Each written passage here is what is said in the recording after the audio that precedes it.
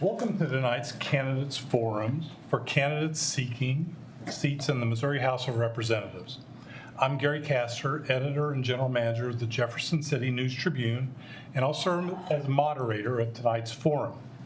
Tonight's forum will include candidates from District 49, 59, and 60. Some of the races are contested, some are not. We intentionally invited both so that Mid-Missourians could get a better sense of the delegation that might represent Mid-Missouri in the next session, and with the understanding that the issues in Mid-Missouri certainly extend beyond individual legislative districts. Prior to tonight, the candidates were advised the rules of the forum. They were told they would be provided an opportunity for an opening statement, a round of questions, and then a closing statement. For each of these segments, they will each be given 1 minute. Seated next to me is Lane Streisner, News Tribune Community Engagement Editor. She'll serve as timekeeper for the responses. So let me introduce tonight's candidates. So we'll start on my right. From District 49, we have Jessica O'Neill Sills. She's a returning candidate for House District 49, having previously run against Jim Schulte, the incumbent, in 2022. A stay-at-home mother, she maintains a hobby farm and previously worked in pharmacies for the University of Missouri and Missouri Medicaid. Seated next to her is incumbent Jim Schulte. He's represented the 49th District since 2022 and is running for a second term. He serves on committees focused on government efficiency, Homeland Security, illegal immigrant crimes, utilities, and veterans. A National Guard veteran, he's also a cattle farmer and the owner of Sand Springs Shooting Academy. He and his wife have 2 children and 3 grandchildren. Seated next to him is Rudy Veit, who has represented the 59th District since first winning election in 2018. He's running unopposed for a final term in the State House, where he serves on committees focused on corrections and public institutions, the justice system, transportation, accountability, and legislative review.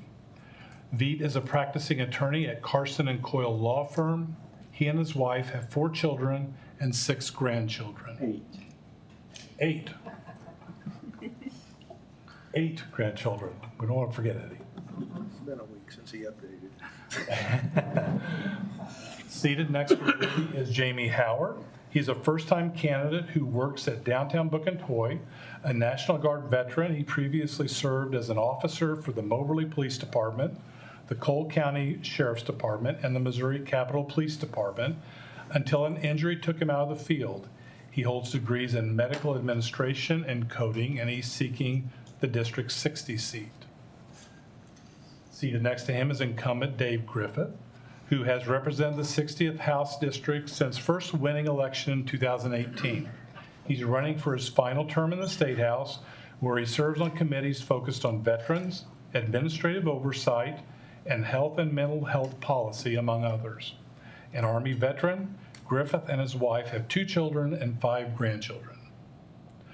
We also invited Willard Haley, who is running uncontested at the District 58 seat. He was unable to be here tonight. So the order for the opening and closing statements and the questioning was determined before the forum by drawing lots. So the first opening statement will begin with Jessica. So Jessica, you may give that. Hi, my name is Jessica O'Neill Liz, and I am running for the 49th House District in Callaway County. I grew up a 10th generation Calawegian, walking the brick streets downtown on Court Street, eating so many Baker's potato chips I couldn't imagine to count, and being a farm girl, and that's how I grew up in the FFA. Did extemporaneous speaking and absolutely loved it. Always wanted to help the people. I went to college at Westminster, stayed close to home, and that's where I met my husband. We've been together for 15 years now and just welcomed our first child, where I am a stay-at-home mom raising him, and we're absolutely enjoying our time. My husband does work in corrections, so I absolutely support our law enforcement and know that they need more help than they're getting. So please vote for me, Jessica Sliss. All right, Jessica, thank you. Jim, next. My name's Jim Schulte. I'm retired from the Missouri National Guard, where I retired as a State Command Sergeant Major. Had multiple deployments to Afghanistan. I also was a highway patrolman for 5 years and have been a reserve deputy since 1980. My wife and I have land in Callaway County. We raise Dexter cattle. We also have a shooting academy where we teach concealed carry classes, and we host veterans hunts 3 times a year for a veterans group that I work with and have been working with for the past 12 years. Okay. Rudy? My name is Rudy Beat. I'm 59th District, and I've been in the legislature now for 6 years. While I was there, I've carried a number of bills. I've had bills that were important enough that HBO Max actually did a documentary on the bill we did protecting children and children from sexual and physical abuse. I've had a number of bills that have passed, but there are a number of bills also in the last 2 years that basically made it through the House and Senate, and there are 5 or 6 of those dealing mainly with the government, which was killed because we just didn't work.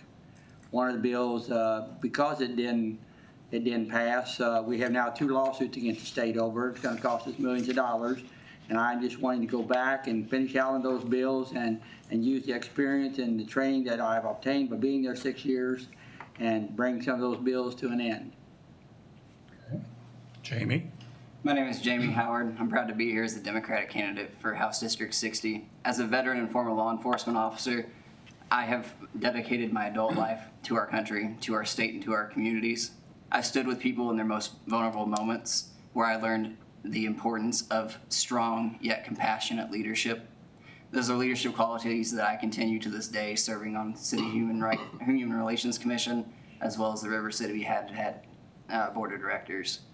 I believe that the reason that I'm running is because I believe that hardworking working class families like the one that I grew up in deserve better than what we've received from the past 20 years of a Republican supermajority in our legislature. We've been promised prosperity and growth, but instead what we've received is that our state is at the bottom of far too many quality of life rankings, and we deserve better leadership that will improve those standings and bring us back into standard with our neighbors. Dave? Thank you. I'm Dave Griffith.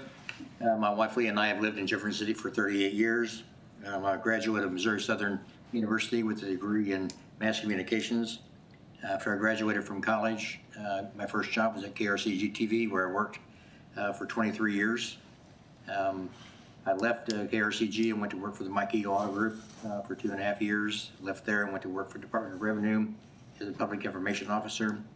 And I left there and went to work for the American Red Cross, where I served for 6 years. I was the executive director, oversaw 29 counties that I said grace over every morning.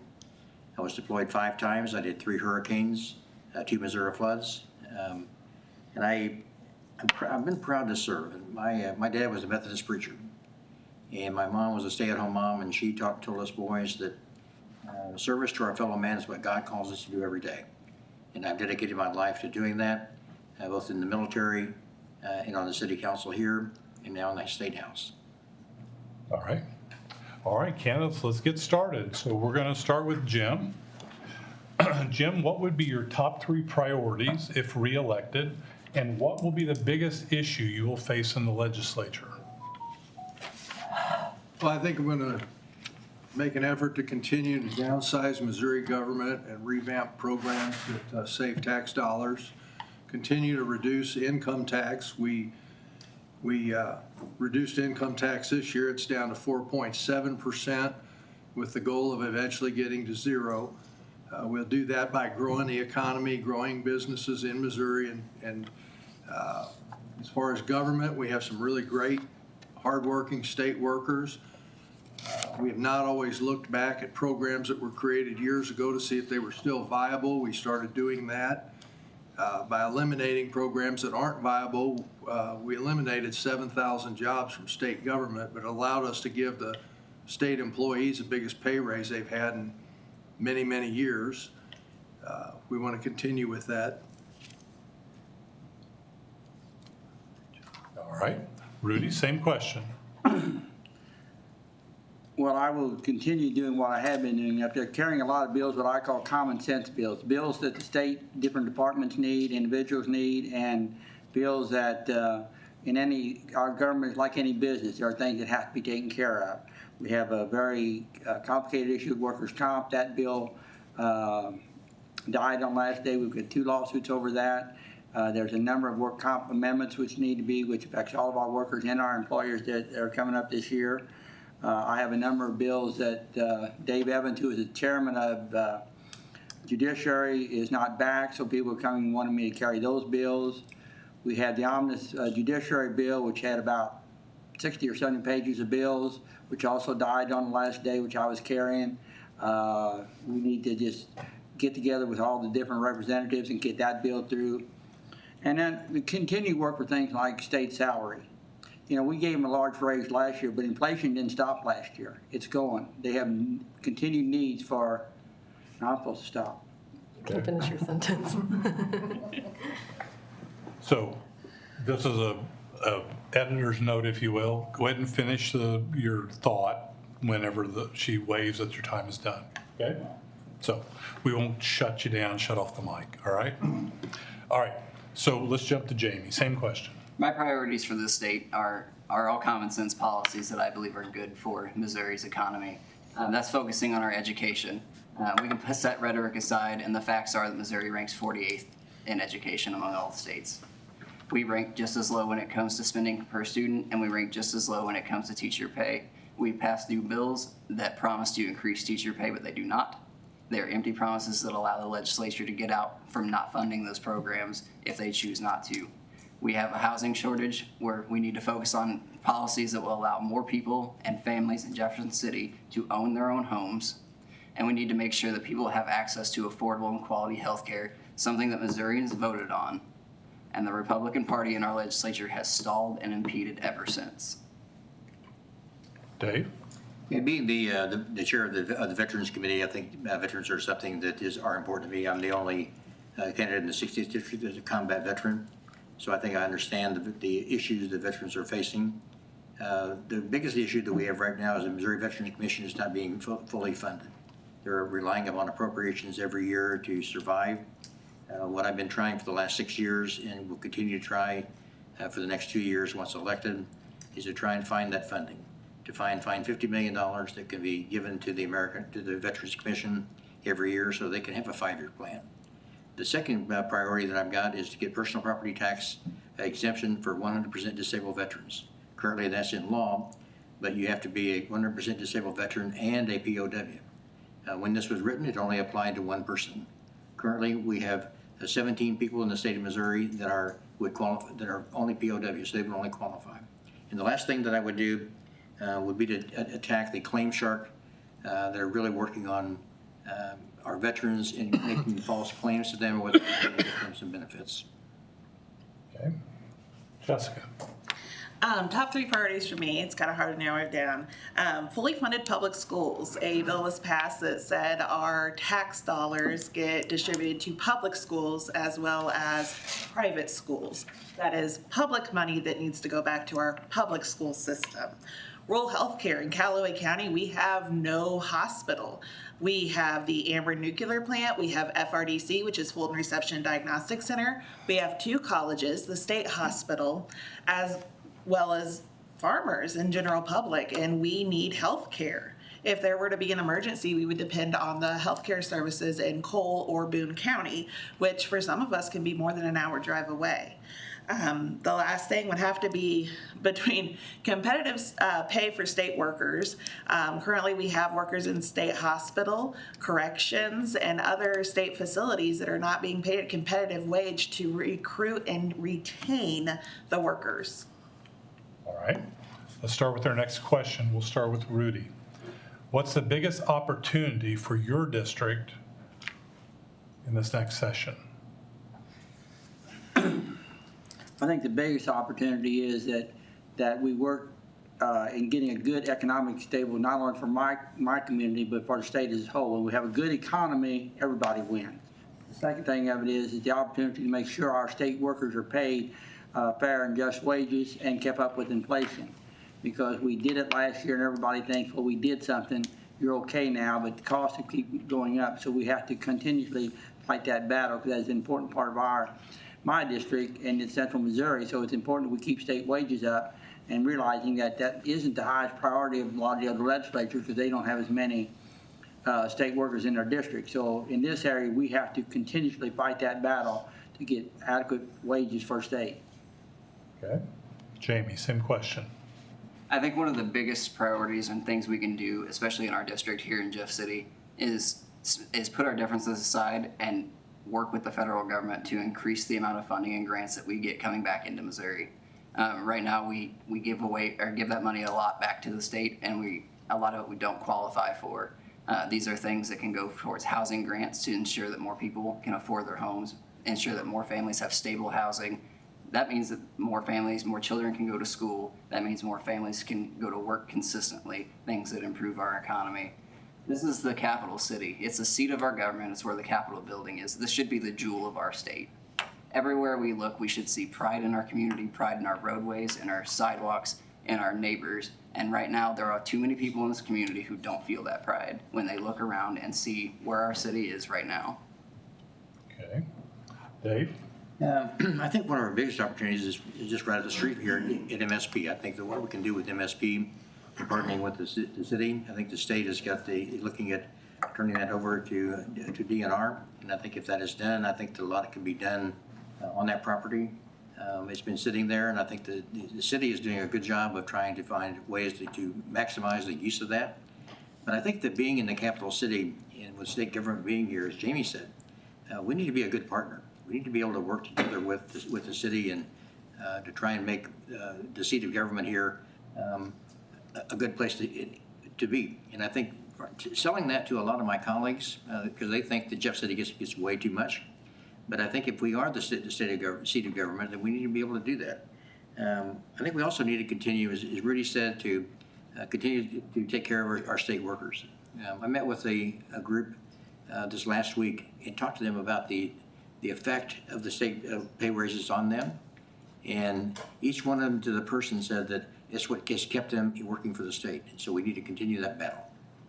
Okay. Jessica? Could you repeat the question? Sure. What's the biggest opportunity for your district in this legislative session? Coming from a district that is mostly agriculture and state workers, we did one raise for state workers. Let's do it again. It took 20 years thus far to get that one raise. I think we could really work hard to do another one, as well as retention paying. But one of the big things too is we are a rural area.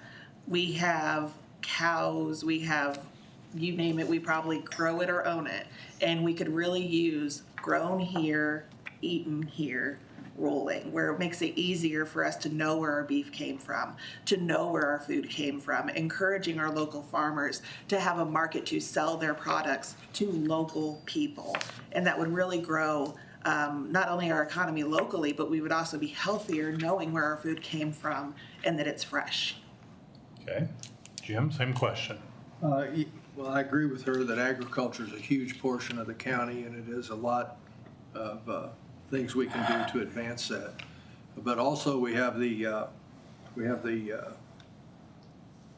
prison hospital in Fulton that needs, the diagnostic center is hugely understaffed.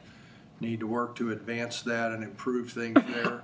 And then we also have the Missouri School for the Deaf School. The school and the complex that's there has a lot of vacant buildings and rooms, and we need to figure a way to put that to use for other things within the community to enhance education and improve the overall economy within the area. Okay. So we'll go to our next question. Our next question will start with Jamie, and it was submitted by a reader. So what policies could you support that would help improve the state of the economy for working class Missourians? Absolutely. There are several things that a state representative can do that would help improve the state economy. We know that when you improve educational outcomes, you improve worker outcomes. Businesses are looking to relocate to states when they look to move that have strong worker protections, they have healthy families, they have healthy wages, and the workers are taken care of. They don't want to relocate to a state where they are afraid that their workers are immediately going to move to the next state over that has better benefits and a better structure for the working class. Now that means that we need to expand healthcare access. That means that we need to focus on our education. We need to invest in STEM and industrial technology and vocational enterprises. Those bring advanced manufacturing jobs to Missouri. They bring scientific jobs to Missouri. Those are the things that boost our economy. Missouri has one of the most beautiful states in this country. We have the most beautiful waterways and lakes in this country, and we need to do more to protect it because those are our sources of tourism and funding for a lot of rural communities. Okay. Dave, same question. I think that in the 6 years that I've been serving in the House, I think that we've really made a lot of headway. I think if you look back to 2018, our budget was $27.7 billion. If you look at 2025, our budget is $50.5 billion. You look at what we're spending on social services, health and senior services, mental health, and social services, that makes up 42% of our budget. And of that, 17% of that goes to education. Senate Bill 727 really went forward, did a lot to enhance our education. And I know my opponent talked about us not doing anything. Those promises are not weak promises. Those are things that we set in stone. That $40,000 a year that we're going to guarantee for starting salaries for students, for teachers, that's guaranteed. If a school district cannot afford that, we have systems set up where there's going to be grants that will be able to make that happen. So I think we've addressed some of the issues that we have and are making Missouri a lot better place to live. Okay. Jessica? Policies that I would support to ensure our state economy is growing. Block right to work. We have voted it down as citizens of Missouri 3 times now, and yet it keeps coming up in the state house. We are a union-proud state. Unions that keep workers off of social services because it has a built-in pension. It has insurance. If you want to talk about the money going to those services, this is a great way to save money and ensure our workforce is being paid properly at a good wage. Another thing would be cut income taxes for the middle class, not the wealthy. The tax cuts we've been seeing come through are for that top % of payers. It's not for people like me who work on a state income through my husband. Things like that would help put money back in the pockets of everyday citizens. And last but not least, get our schools working and not promising them half of the $40,000 if the school matches the other half of the $40,000. That's not a strong promise. Jim? Well, the backbone of Missouri and our 49th district is small businesses and agriculture. We need to continue to advance small businesses and help them to prosper in every way we can.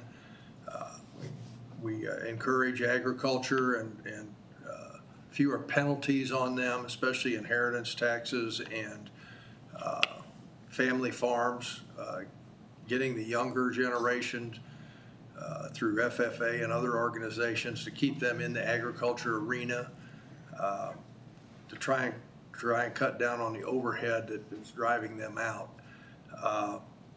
We can't do anything about federal taxes. That's done in Washington. But in Missouri, we've reduced income tax, corporate and private, to the lowest point it's been in 20 years or more.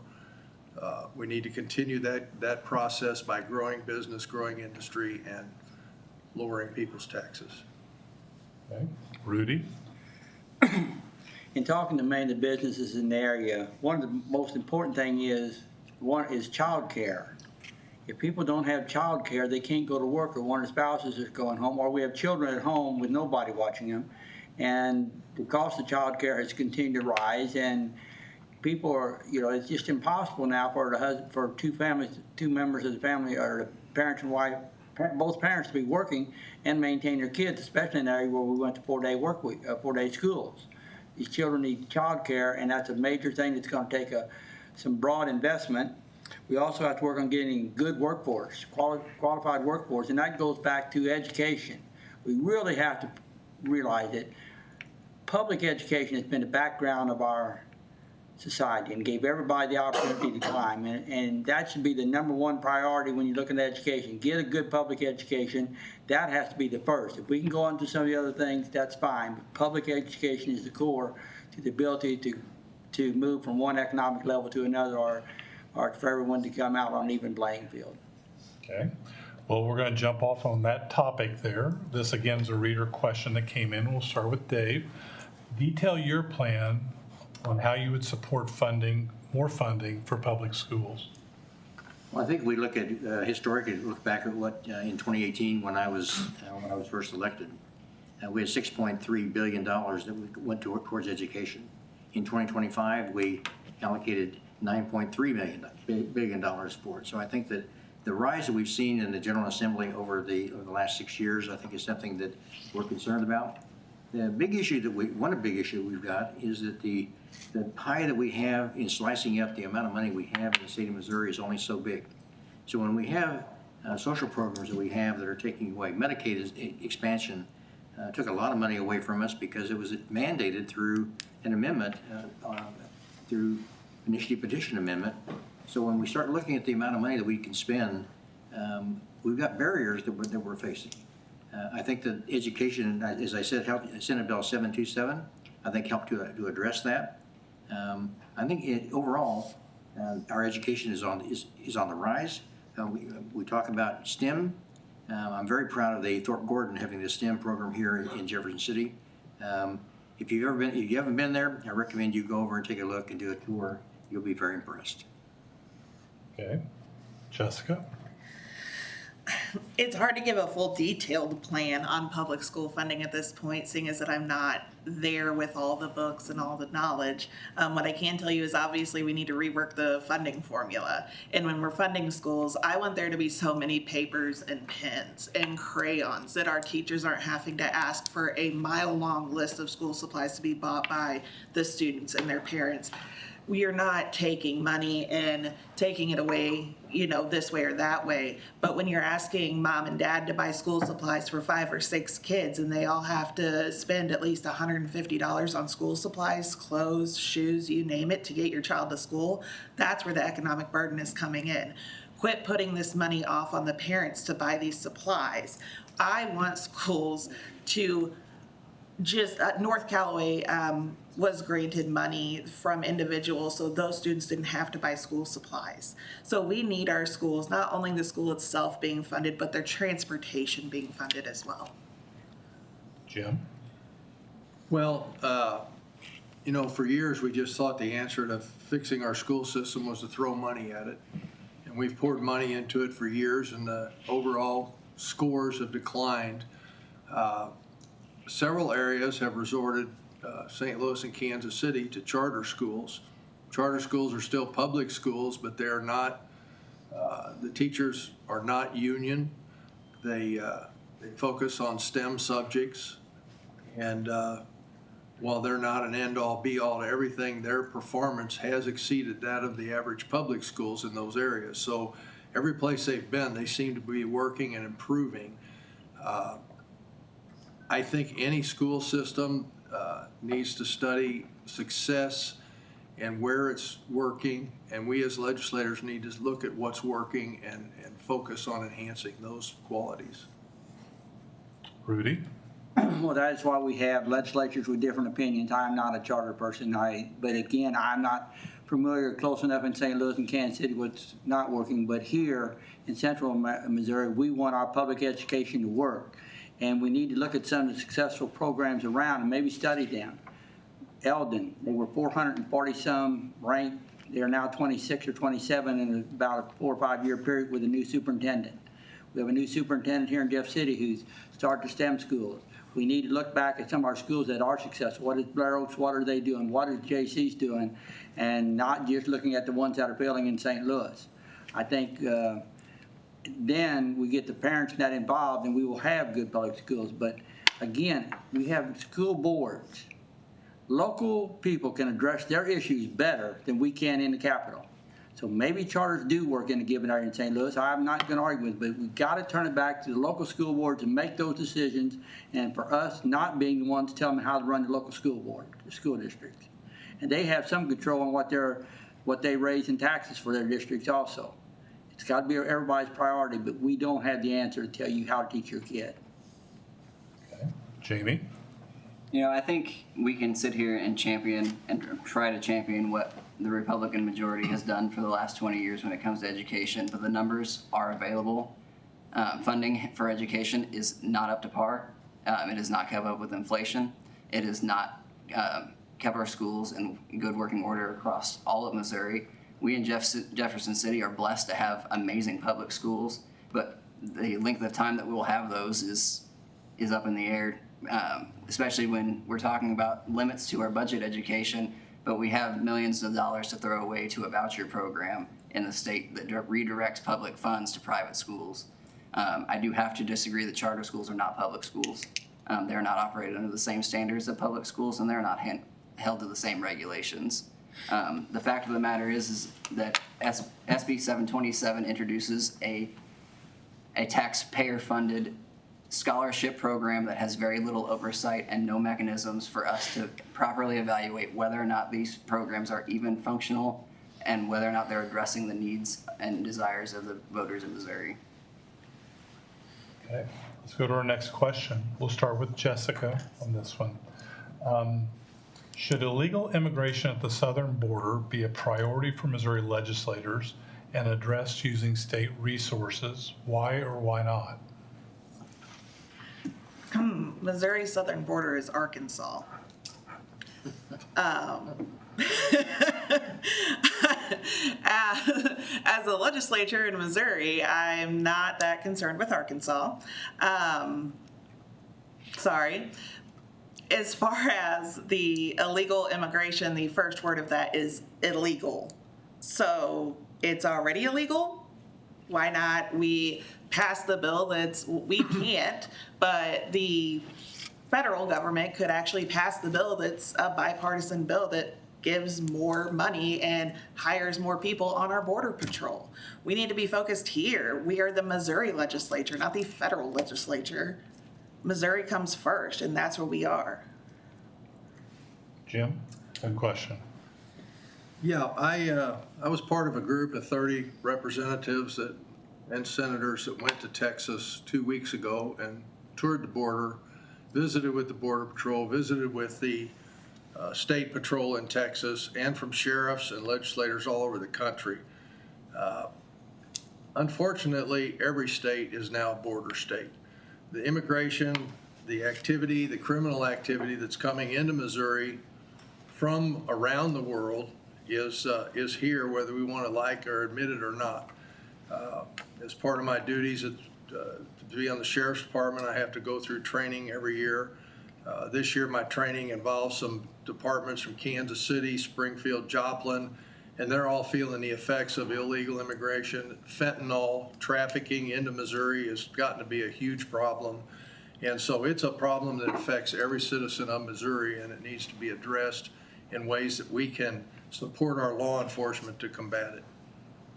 Okay, Rudy? I don't dispute that it is a problem. And it is a very easy thing to make political headways with by proposing things about it. But the state is limited to how much they can do. And we have a limited amount of time up there to get certain things done. We can support our law enforcement. We can make stronger fentanyl laws. But as far as crossing the border, it's a talking point, but there's not a lot we can do about it. We have to support our law enforcement and enforcing our laws. But really, it's another one of those things that we spend a lot of time on up there that politically it's a good thing to talk about, but we're not going to change the border. We can deal with law enforcement here. We can deal with fentanyl. We can deal with education. We can deal with those that are here we can do something with. That's got to be our focus. Once they're here, and doing something with them. But we certainly are not going to get past laws in Jeff City that's going to change what's crossing the border. And that may not be a good thing, but that's the reality of it. Okay. Jamie? I absolutely agree with Rudy on this. The southern border and immigration is not a concern of the Missouri State Legislature. We have no authority to override the federal government in this matter. And the fact of the matter is if my Republican friends here are that concerned with the southern border, then they need to talk to our congressional Republicans who killed a $20 billion border bill that would have added more Border Patrol agents, it would have added technology to combat the fentanyl crisis, and it would have added extra security and even included funding for the border wall that they champion so much, but they killed it anyway to support Donald Trump.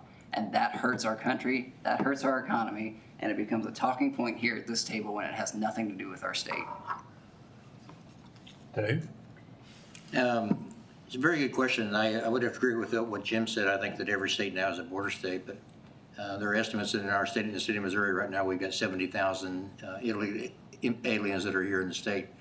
But you know, Gary, this morning in your opinion page, you talked about that no veteran should be left behind.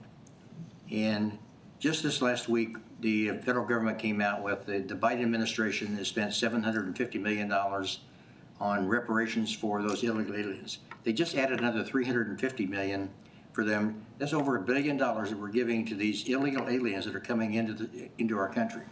We've got 1.5 million, according to your article, 1.5 million homeless veterans in the United States. Why can't we take care of those folks the same way we're taking care of somebody that comes into our state, into our country illegally? I think that sending our National Guard down there, our state highway patrol, that was a very good thing for us to do.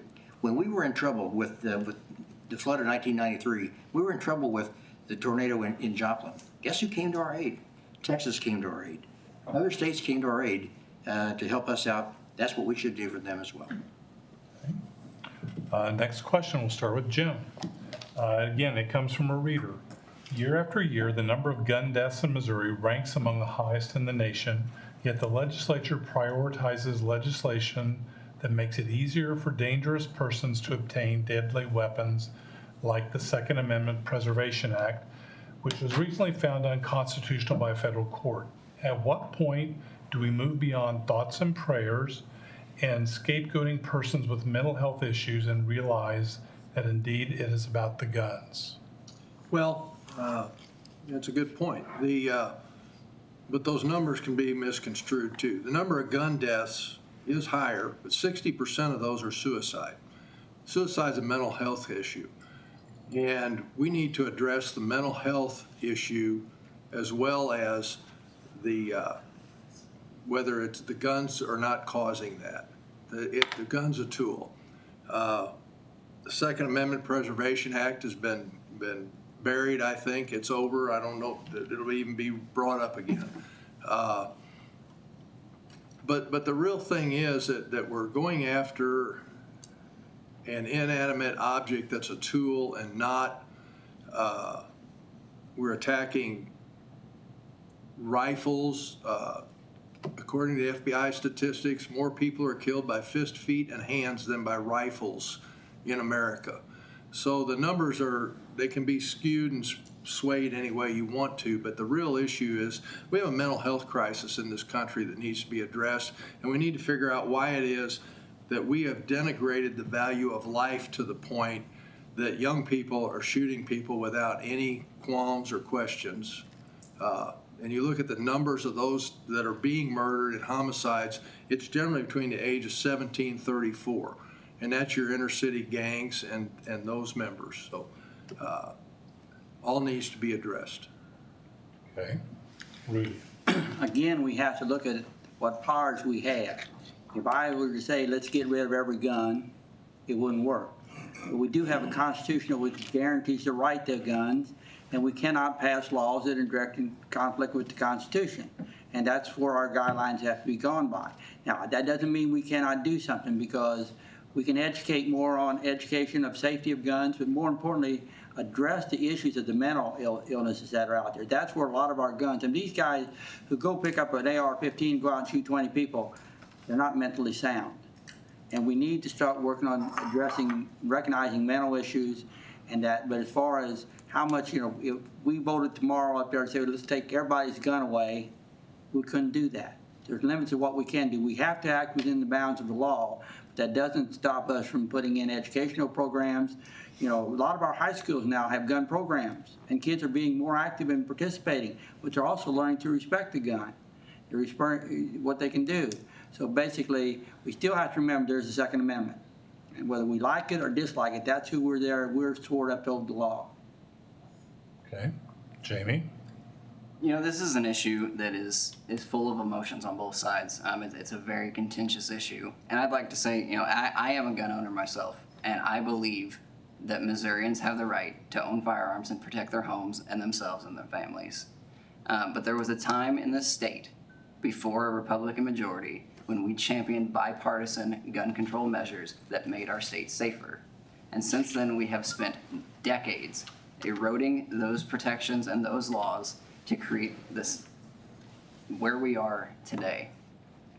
When we start hearing about championing laws like SAPA that we said were unconstitutional and then they were proven to be unconstitutional, law enforcement resisted those because it tied the hands of their ability to keep our communities safe and to protect all of us within our communities. The issue is do you trust law enforcement to do their jobs and to do it properly and to take care of you and our firearms and our rights, or not? Dave? I think that you're right. The gun issue is something I think is uppermost on a lot of people's minds. We read in the paper all the time about young people in middle schools and high schools killing each other. We get bomb threats. We get threats, especially during the first part of our school year. This year, we've had how many schools that have shut down because of threats that they've got inside of them. So I think, I know when I was growing up, I had gun education. My dad and my grandpa took me out and they showed me how to use a gun the proper way.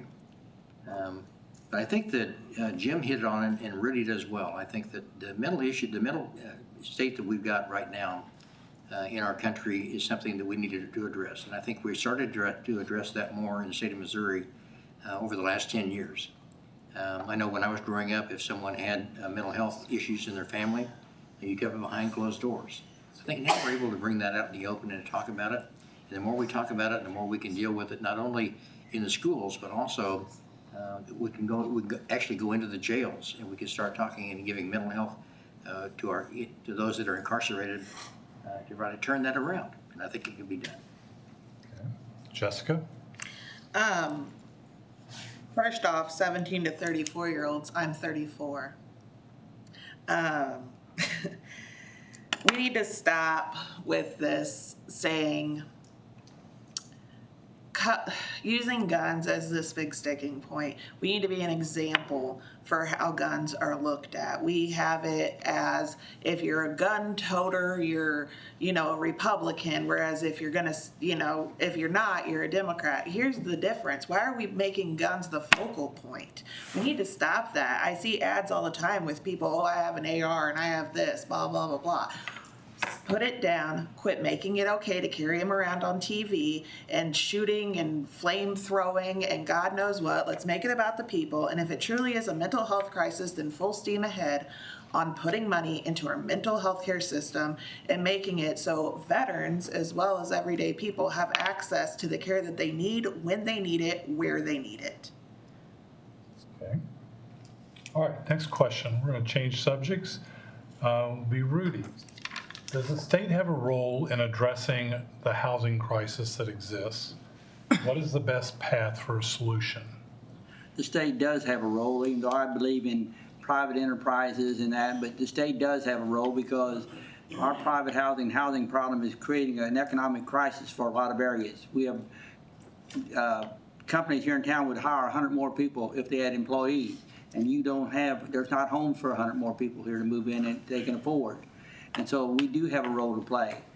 We should assist with private development. We should assist with helping people find homes. But the government does have a role, and we have to figure out what way to do it without being overly economically burdensome on the government. But it is a role, because I truly believe when you have a good economic society and things are good, mental health gets better treatment, schools get better treatment, crime goes down. And so we do have a role to get involved with housing, and we look around, it is a real problem. I was just today with a realtor, and houses that are very small, people on minimum wage can't afford to buy, even if both members of the family are working. So it is a problem we need to address. Okay. Jamie? This is an issue that I think we can look to some of our neighbors who have already started to work to solve their own housing issues. The city of Minneapolis has built more homes than any other Midwestern city in the country.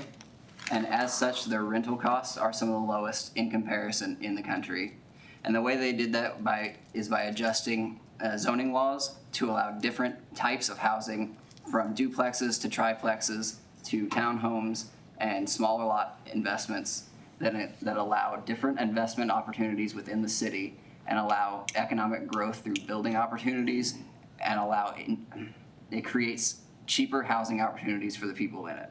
When we're able to cut the red tape and increase the amount of houses that we're able to build quickly and efficiently, and to do that in land that we already have that can accommodate more families, it increases, as we've seen, our ability to have affordable housing and keep families in Jefferson City. Dave? I definitely think that housing is an issue here in Jefferson City. It's an issue around the state of Missouri. I think that we experienced that personally with the tornado, and we saw a lot of the affordable housing we have that was on Jackson Street. We saw that gone, and a lot of those people that were there then, where they went, I have no idea. But I think there's some programs that the state can help with. I think LIHTC is one of those programs that we can look at that we can bring affordable housing in.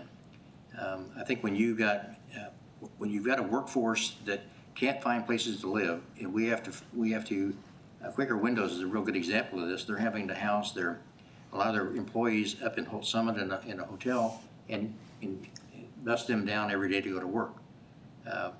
Hitachi's in the same situation. They can't hire more people from out of state because there's no place for them to live. So affordable housing for those that are disadvantaged is an issue, but affordable housing for those that are in the upper price pay grades is also another issue, something that we're going to address. And I think it could be a public-private partnership that can be done, but I think the state does have a role in that. Okay. Jessica? In Callaway County, we actually had a proposition for subsidized housing to be built on the south end of town, and community members that lived on that end of town came in and made a big stink about it because they were afraid it would lower their property rates. They were afraid of the value of their property going down. So it was overturned and the city pulled that and said, fine, then no subsidized housing. And this was a few years ago. I went to our Callaway County hosted 3 different candidate forums, one by the NAACP and 2 by the, the county, I forget the name, sorry, mom brain. And I went to all those and they were asking the people who were there running for commissioner, what can we do about housing? What job is it of our county commissioners to do this? And every single one of them had a different answer. But what it really came down to was the subsidized housing being turned down inside the city and sewer issues. You have to buy a tract of land 3 to 5 acres to put sewage on it because we don't have a sewage system for the county. Okay. Jim? Well, and it's a very good point she made, and that's where the state can come in through supporting infrastructure to attract the builders to build it. A lot of them don't want to take on that cost when they've got to absorb the cost of infrastructure, the sewering, the sewage, the streets, the maintenance and electric, and if the state can subsidize the infrastructure portion of that and make it more attractive for home builders to come in and build, and even housing projects, I think that will go a long way to attracting people to build it. But they just, the businesses can't absorb the cost by themselves. We've done some great infrastructure roles this past few years in Missouri with improving the interstate, which will bring more traffic and more industry in, and the same with sewage treatment and other plants, and working on electrical subsidies. So I think that's the role that state can play to enhance that. Okay. Next question will start with Jamie. Does the state have a role in helping address child care issues for young families? Yes, I believe the state has a role in most of the areas that improve the quality of life of our citizens, and childcare is one of them. This again is another area that we can look to our neighbors who have already started to address their childcare issues. We know that the cost of childcare in most of the country is outpacing inflation. Is some of the highest costs that our families face every year, and it's unacceptable that we don't have any kind of plan in place right now through our legislature that is active to support those measures. Much like we have discussed, and like David mentioned, that I absolutely agree with, public-private partnerships are critical to issues like this when we don't have already well-established infrastructure when we're trying to build a program. Working with child care resources and facilities that already exist to help them lower their costs and help pay their facilitators more, as well as looking at public options for child care and pre-K that take that burden off of workers, things that other states have started to implement and do work. Dave? Well, I think that I think all of us can agree that child care definitely is an issue, and I think that COVID is one of the biggest causes for that, because so many people had to stay at home, and a lot of those daycare centers that we had closed their doors because they didn't have anybody to go there. But I think that what we've done here in Jefferson City is really a good example of that with the Early Childhood Development Center we've got going up on the east side, where 450 children are going to be taken care of. I think industry is trying to look at ways that they can, I think Unilever right now is looking at ways that they can provide health daycare for a lot of their employees. They're having to do that on a private industry. I think that each city can look at what they can do individually. And I think that what we're going to do here in District 60 anyway, in Jefferson City, is address that through I want to say a task force, but a group that meets and we talk about what we can do here, how we can support each other. But the state definitely has a role in it. But I think that under the direction of our new DESE director, I think she's going to do a really good job to try to address that. The payments that we've got right now that are behind need to be addressed, and I think that she's going to do that. So it's being taken care of, but it's going to be done in small steps. Okay. Jessica? Yeah, and Representative Schulte could probably help me with this one. I believe it was given over to DESE to pay for our child care, the subsidies, and that is falling behind on those payments to subsidize our child care facilities for that. Also, my husband works at FRDC, and something for our state workers, so FRDC, state hospital, things like that, maybe take one of the abandoned buildings, such as Mr. Schulte was saying, on the MSD campus, or Kramer was shut down, which was previously a institution for corrections, and make that into a child care center where the providers are background checked and paid by the state, and make that so parents know that their children are safe, protected, and being looked after by people who have passed background checks and will be looking after their children while they're at work. Jim? Yeah, I agree. We have a obligation as state to figure out ways to help the child care roles in, but we can't just focus on just state jobs. We've got to focus on the private industry as well, and how we incentivize that. How do we help them? Because it costs money, but it creates jobs. So it's a trade-off, and we have to strike that happy median where the income generated by employees and growing a company offsets the cost of the child care to keep that employee there while their children are being taken care of at the same time. So it's a dual role obligation, both on the state side and on the private enterprise side, and how we'll have to let budget people that are way smarter than me figure out where that balance is, but I do think it's a way we can make it work. Okay. Rudy? Child care is a critical issue, but we cannot totally ignore child care obligation originally was a parent's obligation. We know that isn't working now because the obligations we require parents, and both of them working on jobs and lower income, they can't afford it. But we don't want to totally start a program that the parent's role is taken out of. We need to work with the parents to jointly get this child care taken care of. but we know that we have to do something because economically we need to do it. Without workers, without good child care, our whole economy starts to fail more and more. So then we have to look at private, public organizations together. Pre-K, for instance, helps education, helps the child care issue, but then again, we have to remember, 4-day school week sounds good. Some people like it, teachers like it, but that's another day when you have children are left unattended. Our parents have an obligation to do it. We had developed a society where we expect both parents to work, it seems as, in order to live, and so that we have to address to help them on child care. But I don't want their role to be taken out of the picture. They can just say, we have children and someone's going to take care of them.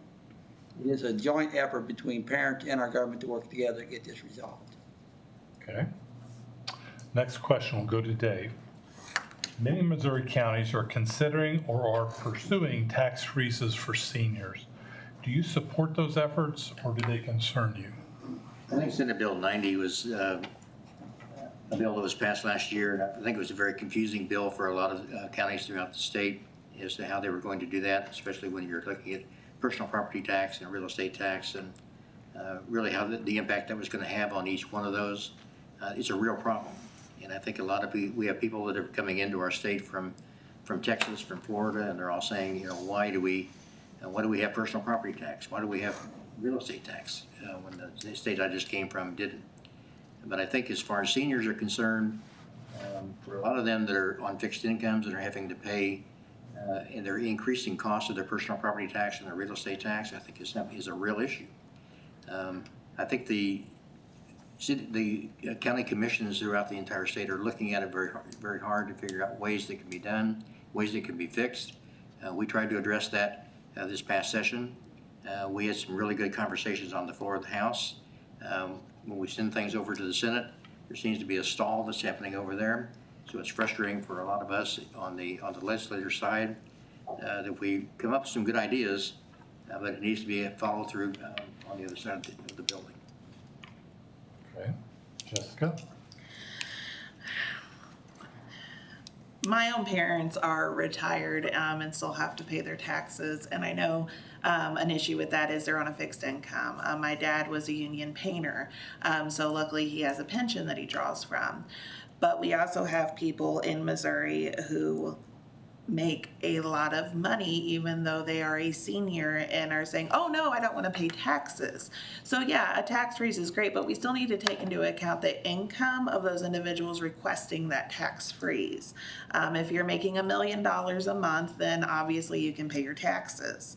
Whereas our seniors who are on a fixed income that is below $10,000, a month, say, probably need a little extra help or a grievance, some type of discount or such on their property taxes. Jim? Part of what's happening is we're a victim of our own success. We have a lot of people moving in from out of state, selling property there, moving here because it's a lot cheaper. They're driving the value of property up, which means the assessors assess it higher, which means taxes go up on property tax and personal property. And seniors are on a fixed income, as has been stated, and so they're caught in this trap where it continues to escalate and they're on a fixed income. So the effort this past year was that people turn 62 years old, their property tax is frozen so it cannot increase in their primary residence. And that way they don't become a victim of increasing taxes on that. However, to address Jessica's part of that, the ones that have an abundance of real estate and other investment properties are still going to pay full taxes on that. It only affects the property you live in, and I think that's a good start. Rudy? One of the good things about Senate Bill 190 is it leaves it up to the individual counties. Every county is different and what impact it has on the schools. In Cole County, they're letting the people, and I had 2 calls today, I was involved with this, but they're doing a petition by petition method, so it would be enough people sign it, put it on the ballot, and then we can have open discussion, because nobody has taken a pencil and paper and said, what it's going to be 5 years, how much is it going to affect your school, or how much it's going to save. It certainly sounds like And these people on fixed income, their land's going up, their income's not going up. It's a problem, probably needs to be addressed. But by leaving it to a petition, everyone can put it on the ballot, and then hopefully we'll figure out how much is it actually saving, how much is it cost. And while it does stop you from from your assessed value going up, it doesn't necessarily stop taxes from going up. If taxes and all go up, then yours will go up too, but not the assessed value. And that's what the critical point has been. So I think it's time to put it on the ballot and everyone get together and try to figure out how much it is going to affect schools and fire districts and libraries, because that's the flip side of it. I don't have the right answer, which is best. Okay. Jamie? You know, admittedly, this is an area that I'm not as informed as other areas, so I really appreciate Jim Schulte and Rudy V and their knowledge in this situation. Just hearing them talk kind of gives me a perspective on an area that I should begin to learn more about as it affects our communities.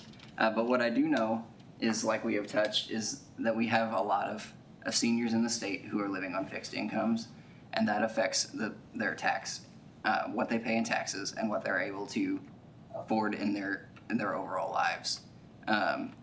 We have a responsibility to our seniors, especially those who live in the lowest tax brackets, to make sure that they're not being outfunded out of their homes and ending up on the streets, as we've seen in some areas of this country. It's unacceptable.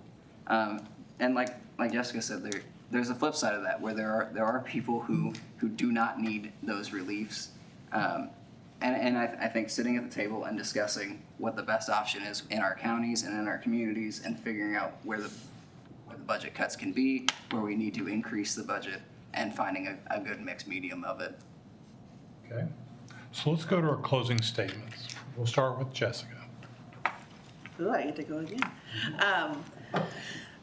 So I hope everyone who has tuned in and listened actually took this to heart and didn't have this preconceived, oh, you're running for this party or that party. We really are all individuals here, and vote for who you think will represent you the best.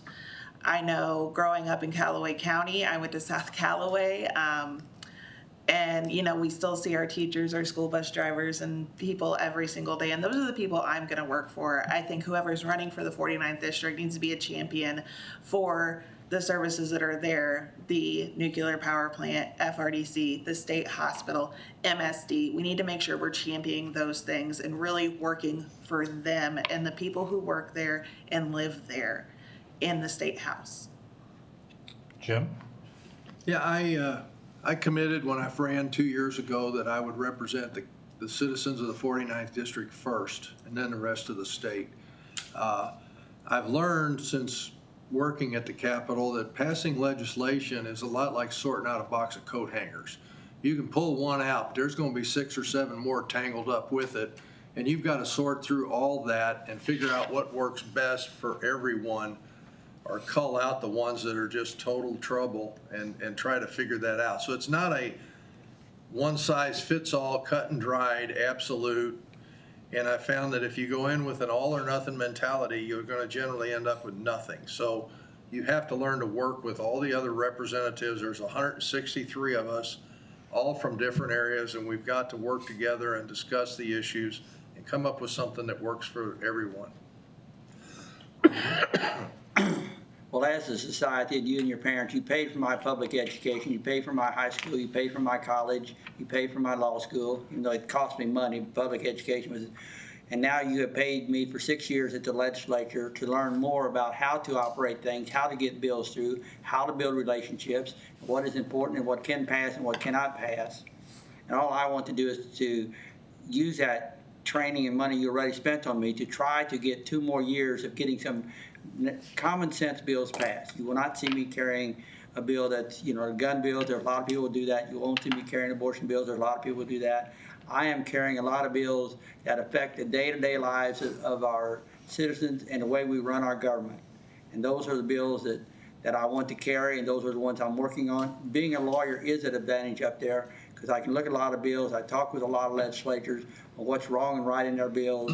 It is a process that has worked well. I work with a lot of legislators. You have helped pay for me to be there. It's a shame to let that go to waste, not use it another 2 years. Jamie?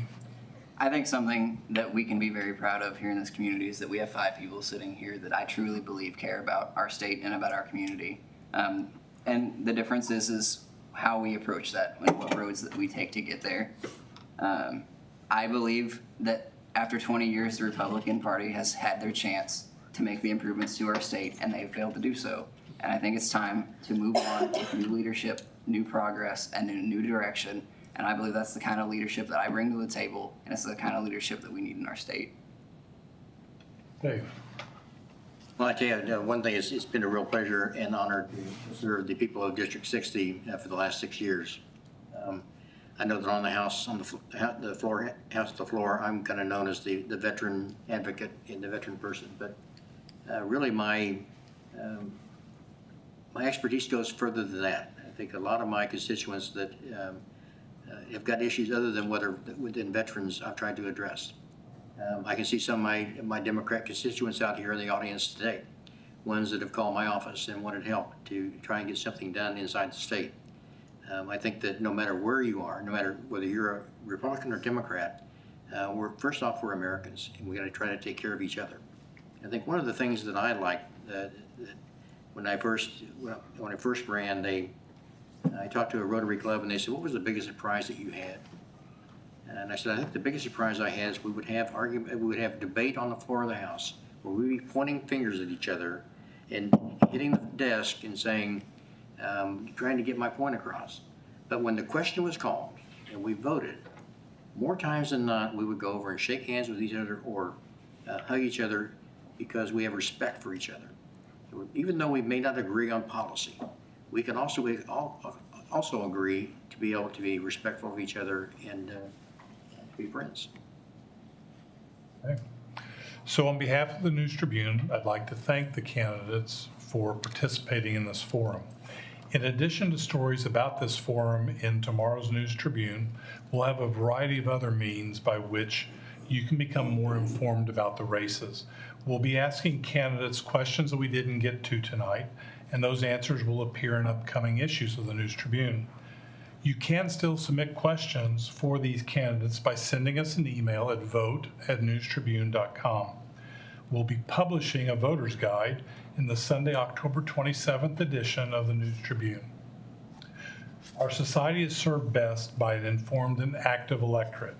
I would encourage you who are listening to take advantage of these resources and then get out and vote on November 5th. Candidates, thank you.